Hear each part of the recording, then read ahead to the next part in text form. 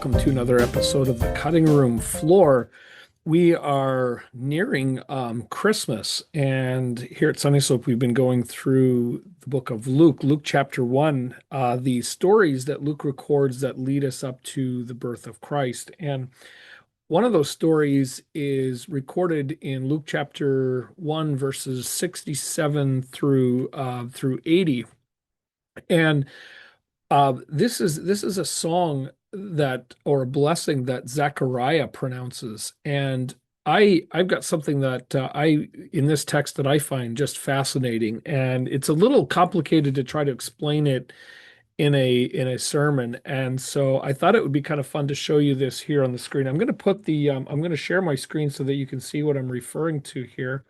I'm going to put the text open in front of us so that you can see. And then what we're going to do is I'm going to show you some I'm going to highlight some words here. I think I talked about this at an earlier time.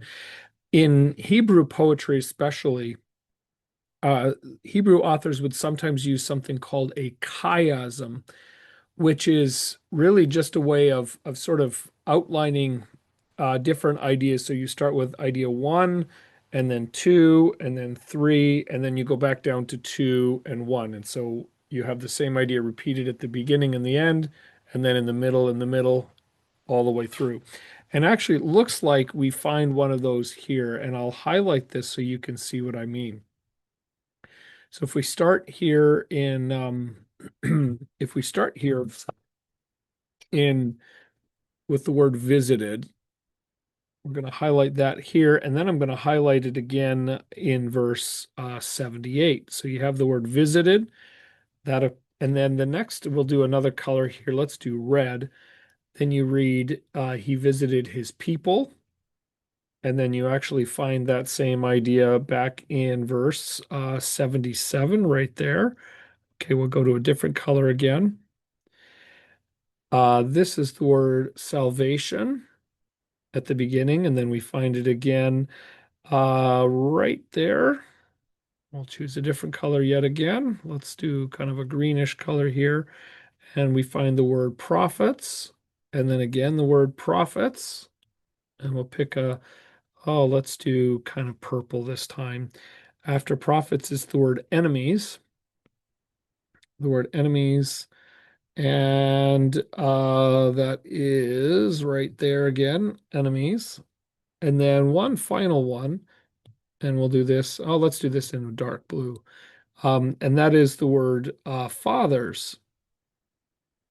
And then we find that again in Father Abraham, right there. So you can kind of see how what the author has done here. So if you start here, there's the word visit, and I'll just kind of make it more obvious. The word visit, like that.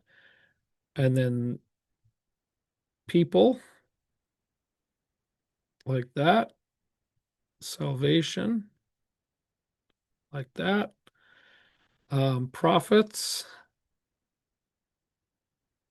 like that. Enemies, like that. And then finally, fathers, like that. So the question then becomes, well, what's the point of this? And the point of it is really to do this. It's to draw attention to what's at the very center of the text. And what's at the center of the text? Well, let's do orange here. Um, and maybe it'll help. Actually, it probably will help if I erase a little bit of this just so I'll erase these lines. What's at the center of the text is a couple of words here. Oops, we got to make sure. There we go. And that is, he's remembered to show mercy, to remember his holy covenant that he swore to our father. Now, you might look at that and say, well, what's really the big deal about that? Why is that so important? Well, let me show you something. I got to stop sharing this screen here. And I'm going to share a different screen with you. Hopefully you can see this is kind of how that chiasm works out. Maybe this gives you just a little bit of a better way to kind of see what I'm talking about. You have kind of it just goes in like this. It's called a chiasm, by the way, because the Greek word X, like that, and you really have half of an X, you see.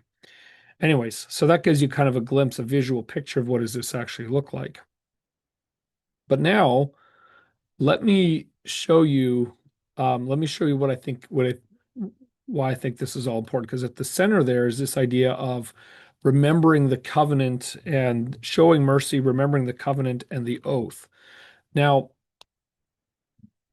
I want to do something here. First, I'm going to put a Hebrew word up on the screen here. Hebrew is read, don't forget, from right to left. And so you actually, this is actually a word made up, it's a compound word. And it's a word that means it's a word that means God is my oath. So it's made up of two parts, Eli Shavah. Eli Shavah. My God is my oath. Now, Eli Shavah maybe doesn't sound super familiar to you, but probably, but you can see that it's actually, you can see that that word is in it's in the text. It's right there um, in verse 70, 73. The oath who that he swore to our father Abraham. So it's my God is my oath, and then there you see that play on words. But it gets better than this. You might not recognize the Hebrew pronunciation Ali Shava, but you would recognize the word Elizabeth.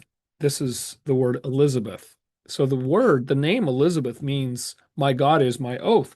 And what do you find right there in the middle of of Zechariah's song? You find him making reference to the word Elizabeth. Well, what about you can probably see where this is going. Here's the next I got three of these to show you. Here's the next Hebrew word, and it too is at the middle of it's at the middle of the text. Um, I'll show you first what the word means. Again, this is a two-part word. You can probably guess where this is going. Zechariah, which means my God remembers. Zechar is the word to remember, and Yah is the short form of the Hebrew word Yahweh. So Zechariah, and guess what we find at the middle of the text? We remember it's showing mercy to our fathers and to remember His holy covenant. So look right there. That word Zakar Yah is at the middle, and you probably recognize the word Zechariah. So Zechariah is, of course, a name that means my God remembers. Okay, one more. So we know Elizabeth, my God is my oath, and Zechariah, my God remembers. Well, there's obviously a third name in their family, and this is a Hebrew version of the name. It would have been a Greek name, but the Hebrew version is I'll show you it like this. Oops. It's this isn't the best Hebrew version, but it's simply one word, Yohani or Johanna. It's there's different ways you could slightly pronounce it, but the point is it's a name that means mercy. It's a name that we get from the word mercy. God is compassionate or he's merciful. Well, guess what's in the middle of the Hebrew text? Um, we see that God shows mercy promised to our forefathers. He showed Yohana, he showed and this is the English version, this is the Hebrew version of an English name, the name that we call John. So to sort of drive this whole point home, let me put the text back up there so you can see again what we're looking at, and I'll just kind of summarize the point here. We have this whole chiasm thing going on. At the center, we have um, we have God who remembers, shows mercy, and the oath. John, Zechariah, Elizabeth. Kind of cool, isn't it? Um, So the whole poem is just kind of leading us to God's gracious action in the life of John, Zechariah, Elizabeth, and the gift of John, and it's all culminating in the work of salvation. So Zechariah is a master poet, a master writer, and this kind of drives that home. And I thought that was kind of neat and worth pointing out. Hey, thanks for watching. Don't forget to like and subscribe. Merry Christmas, and we'll see you again soon on the cutting room floor.